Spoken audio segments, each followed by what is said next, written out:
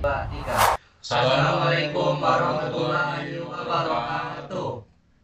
Perkenalkan, nama saya Muhammad Arif Rahman Saputra dengan NPM 2357201004. Selanjutnya, Perkenalkan, nama saya Ragil Hermawan dengan PM 2357201072.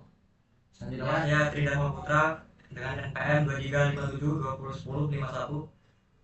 Perkenalkan, nama saya Fahrial Fadil Saifullah dengan NPM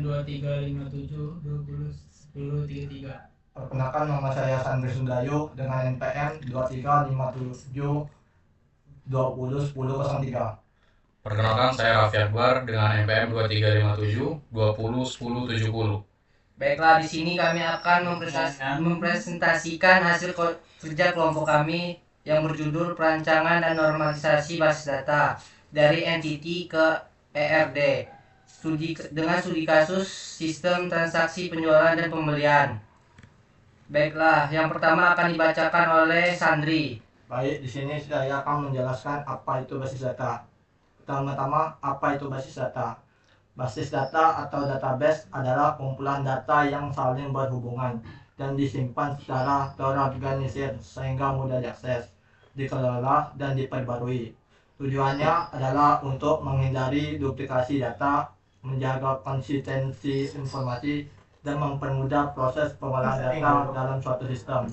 Contohnya dalam sistem toko, kita menyimpan data produk, data pengguna, dan data transaksi dalam satu basis data yang terstruktur, bukan di file-file terpisah yang berantakan. Yang kedua, sistem basis data. Selanjutnya, sistem basis data.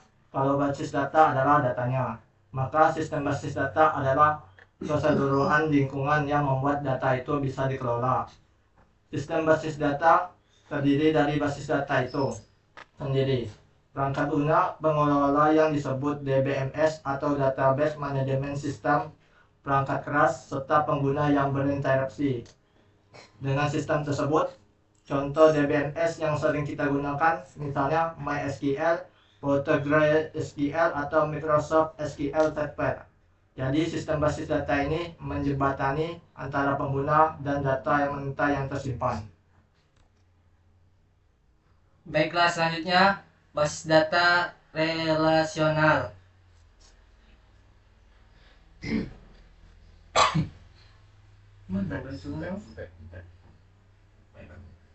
Narasi itu.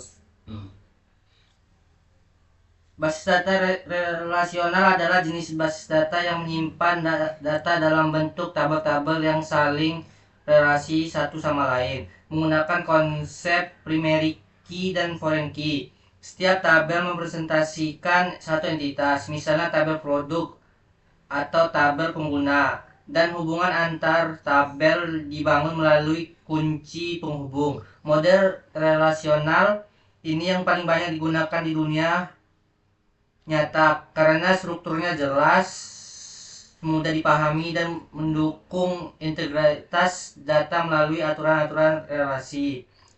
Selanjutnya, model data. Model data adalah kumpulan konsep yang digunakan untuk menggambarkan struktur basis data, yaitu tipe data, hubungan antar data, dan batasan-batasan yang berlaku pada data tersebut. Ada beberapa jenis model data, diantaranya model hierarkis yang berbentuk seperti struktur pohon, model jaringan yang memungkinkan satu data punya banyak induk, dan model relasional yang menyusun data dalam bentuk tabel. Model data ini menjadi dasar sebelum kita merancang basis data secara lebih detail. Baiklah, selanjutnya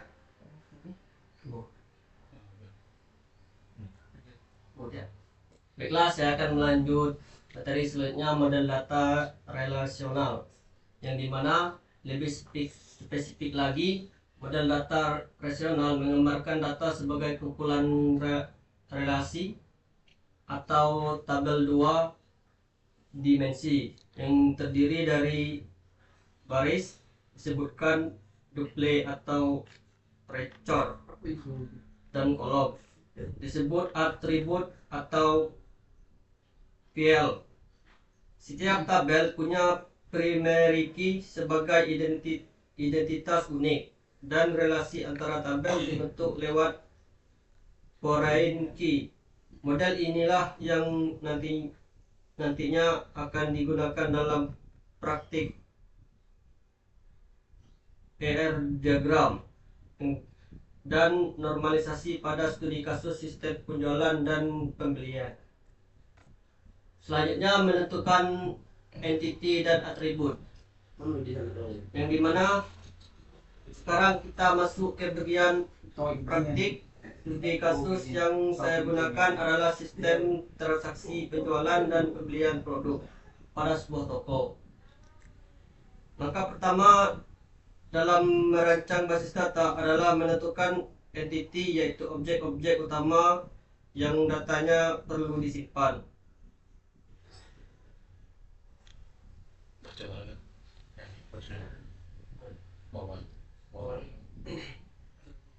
Dari analisis.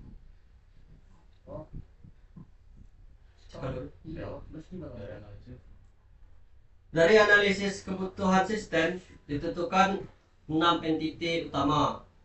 Yang pertama, pengguna, produk, transaksi, detail pembeli, transaksi penjual, dan detail penjualan.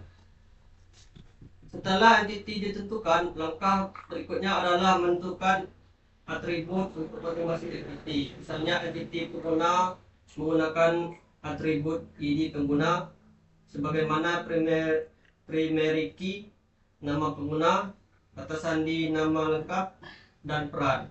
Entiti produk punya atribut ID produk, kode produk, nama produk, harga stok, dibuat pada dan diperbarui pada. Lanjutnya narasi bawah yang relasi dan Selanjutnya relasi antar entiti juga ditentukan, misalnya pengguna melakukan transaksi penjualan menggunakan pencatatan transaksi pembelian, produk terjual pada detail penjualan, dan produk terdapat dalam detail pembelian. Selanjutnya yaitu menyusun IRD. Setelah semua entiti, atribut, dan relasi ditentukan, dirangkai menjadi satu IRD utuh. Berikut hasilnya. Pertama, perhatikan notasi koordinalitasnya antara pengguna dan transaksi penjualan menggunakan relasi. Melakukan dengan koordinalitas one to many, artinya satu pengguna bisa melakukan banyak transaksi penjualan. Begitu juga transaksi penjualan dan detail penjualan melalui relasi. Memiliki satu transaksi penjualan bisa memiliki banyak baris detail penjualan. Pola yang sama berlaku untuk sisi pembelian, yaitu pengguna mencatat transaksi pembelian memiliki banyak detail pembelian. Sementara itu, entiti produk berelasi many to many secara konseptual dengan transaksi yang dijembatani lewat tabel detail penjualan dan detail pembelian sebagai tabel penghubung. Baik, selanjutnya adalah normalisasi data. Setelah IRD jadi, tahap selanjutnya adalah normalisasi data. Normalisasi adalah proses menyusun struktur tabel basis data untuk mengurangi redundansi data dan menghindari anomali saat insert, update, maupun delete.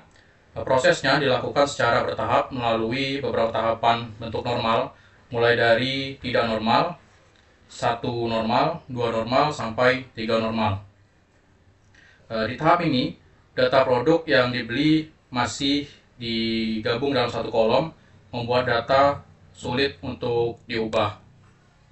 Baik, kemudian kita masuk ke 1 normal.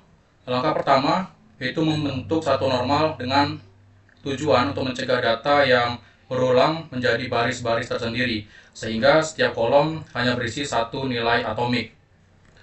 Kemudian normalisasi 2 dengan memastikan setiap atribut non-kunci bergantung penuh pada primary key, bukan hanya sebagian, karena tanggal penjualan dan ID kasir sebenarnya hanya bergantung pada ID penjualan, bukan pada kombinasi ID penjualan dan ID produk.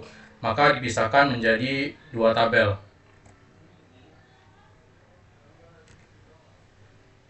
Kemudian normalisasi 3.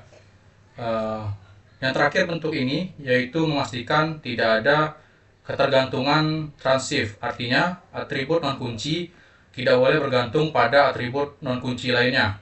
Misalnya, harga satuan sebenarnya adalah atribut milik entiti produk lain, bukan murni milik detail penjualan. Sehingga, informasi harga dasar produk sebaiknya diambil dari tabel produk, dan di tabel detail penjualan cukup disimpan harga satuan sebagai harga historis saat transaksi terjadi, sehingga nantinya terpisah dari harga acuan di tabel produk.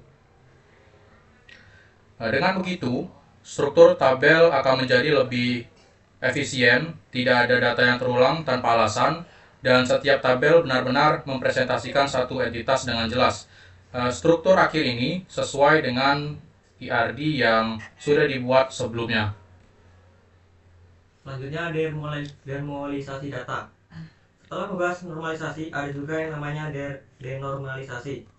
Denormalisasi adalah proses sebaliknya, yaitu menggabungkan kembali sebagian tabel yang sudah dinormalisasi demi meningkatkan performa pembacaan data, terutama untuk kebutuhan pelaporan atau reporting yang sering diakses. Contohnya, untuk membuat laporan penjualan harian, bisa dibuat tabel peringkasan yang menggabungkan data transaksi penjualan dan detail penjualan, supaya query tidak perlu melakukan banyak join dan menjadi lebih cepat.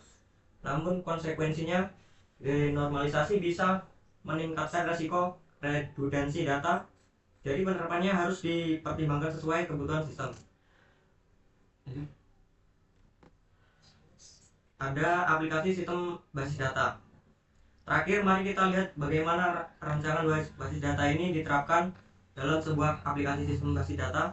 Skema sudah dirancang tadi bisa diimplementasikan menjadi aplikasi kasir atau point of sale untuk toko, di mana pengguna dengan peran kasir bisa mencatat transaksi penjualan. Pengguna dengan peran admin bisa mengolah data produk dan transaksi pembelian dari supplier, serta bisa menghasilkan laporan penjualan dan pembelian secara otomatis berdasarkan data yang tersimpan. Inilah gambaran bagaimana proses perancangan basis data yang dibahas dari awal video ini benar-benar berujung pada aplikasi nyata yang bisa digunakan sehari-hari. Baiklah, itulah hasil presentasi kami tentang dari konsep basis data hingga RD dan normalisasi struktur yang normalisasi aplikasi yang ada. Baiklah, wassalamualaikum warahmatullahi wabarakatuh.